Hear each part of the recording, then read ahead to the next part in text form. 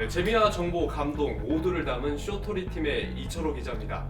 오늘 정말 귀하신 분 모셨습니다. 채널A 보도 제작팀 전혜정 기자입니다. 안녕하세요. 안녕하세요. 최근에 제가 이제 익산과 용인을 갔다 왔거든요. 근데 거기 이제 제보를 받아서 갔었는데 대학생들이 전세 사기를 그것도 이제 수백 명이 당했다라는 얘기를 듣고 사실 갔다 왔는데 사실 리포트에서 못 다니기가 너무 많았어요. 그런 내용을 기사에 못 담았으면 그 기사는 잘못된 거 아니에요? 그래서 이제 댓글에도 엄청 그런 내용이 많이 달렸어요.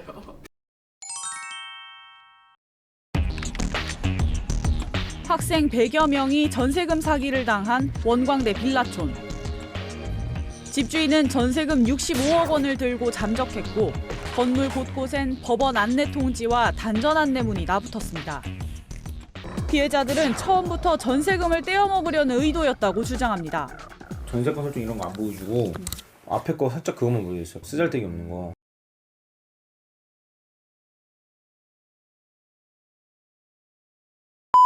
이제 최근에 근데 제가 그 익산과 그 용인 그 건을 취재하고 있는데도 동작구에서도 터지고 동작구면 서초구에서도 터지고 제2대 그 인근인지는 사실 확인을 안 했지만 그런 게 있었고요. 그리고 이제 관악구 서울대 인근에서도 네. 과거에 이제 비슷한 일이 있었습니다. 이렇게 전세 사는 사람들 입장에서 내 돈은 내가 지키려면은 어떻게 하면 되는 거예요? 사실 이거 등기부 등본만 봐도 이제 피해야 할 아. 집인지 아니면은 이제 살아도 될 집인지 좀 이게 판단이 서는데 이 등기부 등본 한번 좀 보여주시죠. 이게 실제 사건에 있었던 등기부 등본인데 사실 요거 한 장 떼는데 인터넷 등기소에 들어가면 700원밖에 안 해요. 근데 이제 부동산에서 보여주는 것보다 훨씬 더 자세하게 사실 볼 수 있거든요. 원하는 정보를. 근데 이게 사실 이 등기부 등본조차도 조작이 가능한 세상이 되다 네, 보니까 등기부 등본을 조작을 한다고요? 그쵸. 부동산에서 그런 조작도 해요? 그 실제로 이렇게 했다라고 사실 제가 이제 용인과 익산 사례에서는 사실 찾아볼 수는 없었는데요. 하지만 이제 여러 분들의 말을 종합을 해보면 다 등기부 등본을 뭐 처음 깨끗했을 때 미리 떼놓고 이제 사건이 다 발생한 뒤에 이제 모르는 척 한다거나 좀 이제 이렇게 사실 지저분한 등본 같은 거 보여주기 싫잖아요. 집주인 입장에서도 이제 이런 걸 의도적으로 숨길 수 있는 방법은 사실 천차만별이라고 아, 하더라고요. 이제- 힘들어요 진짜. 아니 전세금도 대학생들 보면 뭐 1, 2천이 아니에요. 원룸 그러니까 원룸이라도 요즘 뭐 기본 뭐 1000만 이런 건 원이니까. 뭐 이상 뭐. 아유 그거 아파트고. 아 그런가? 애기 아파라 아파트 생각하세요. 네, 네. 이제 기준을 철저히 원룸과 투룸 이제 대학생들 사는 집으로 기준 맞춰보면은 지방은 그래도 한 3천에서 7천 사이인 것 같고요. 이제 서울 같은 경우에는 좀 좋은 방은 진짜 1억 원까지 가는 것 같던데 정 기자 아까 1억 원짜리 방에 산다고 그러지 네, 않아요? 저 아 그럼 1억 좀 원짜리 좋은 방에 사는 거네. 그렇지도 않아요. 그러니까 초역세권이라는 이유만으로 엄청난 고가를 지금 주고 살고 있는데 어쨌든 아유, 뭐 이거 불효녀입니다. 사실 이제 등기부 등본을 지금 떼왔는데 이게 등기부 등본 뭐 익숙한 사람들이야 이 딱 보면은 뭐 이 집이 어떤 집이다 이거 파악할 수 있지만 이게 처음 보는 사람들은 본인이 이거 봤을 때 읽는 거조차 쉽지 않은 거잖아요. 맞아요. 이거 어떤 거부터 보면 되는 거예요? 그래서 사실 등기부 등본 볼 줄 모르시는 분들은 그냥 무조건 깨끗한 집을 찾으시면 돼요. 깨끗한 집? 뭐가 깨끗한 첫 집? 번째 철칙이 그거예요. 등기부 등본에 이렇게 찍찍찍 줄 그어진 거 없이 깨끗한 집을 찾아라. 이게 사실 첫 번째 방법이고요. 근데 그런 집이 사실 많지는 않잖아요. 부득이하게 좀 지저분한 집 들어갈 수밖에 없는 분들도 있을 것이고 이제 그러기 위해서 이제 오늘 제가 나온 거죠. 이제 표제부에는 이제 뭐 요 집도 마찬가지고 뭐 지층, 1층, 2층, 3층, 4층 뭐 면적 이런 게 다 나오는데 말씀하신 대로 201호냐, 101호냐. 자 그러면 등기부에는 101호라고 되어 있어요. 근데 실제 지금 집 앞에 가보니까 201호라고 붙어 있어. 그러면 전입신고는 어디로 해야 될까요, 만약에? 아니 뭐 근데 일단은 그 내 집 명패에 201호라고 되어 있고 또 이제 우편물 같은 게 올 거 아니에요. 그럼 201호로 올 거 아니에요. 그렇죠. 그럼 201호가 맞는 거 아니에요?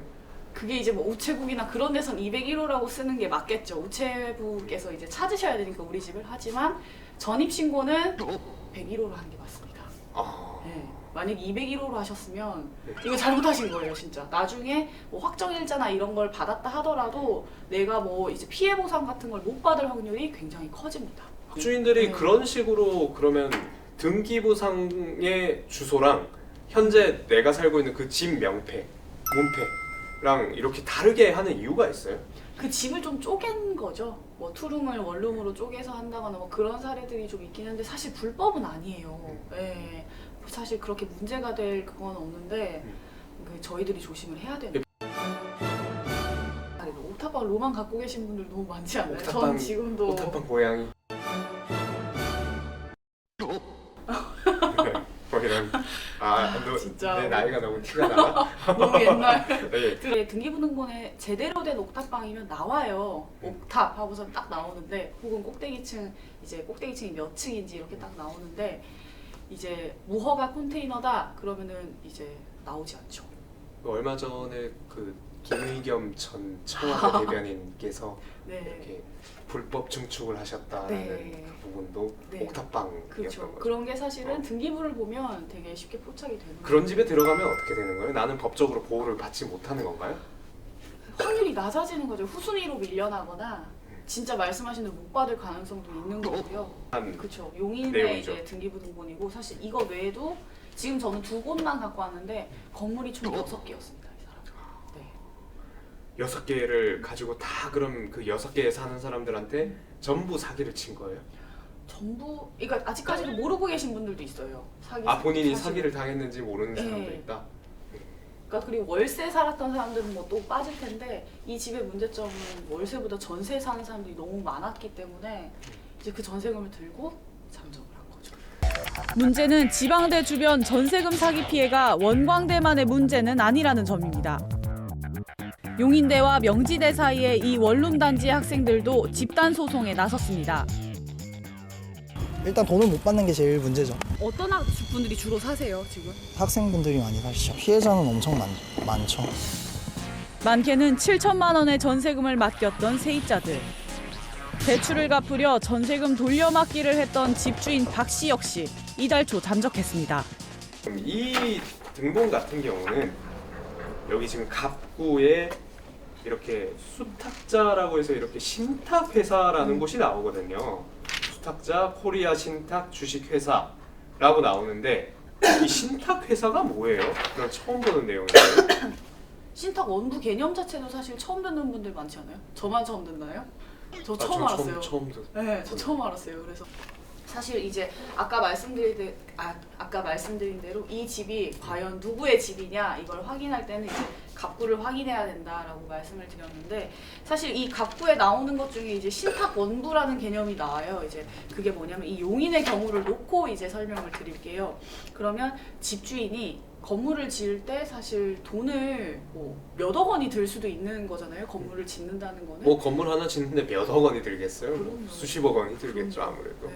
이제 거액의 자금을 이제 어느 금융기관에서 이제 대출을 받았을 거란 말이에요. 이제 그때 아마 대출 조건으로 이 신탁회사에 건물의 관리를 맡겼던 것 같아요. 그러니까 만약에 이 대출을 못 갚으면 이제 신탁회사가 나서서 건물을 경매 매물로 내놓을 수 있는 권한을 가지고 있는 거죠.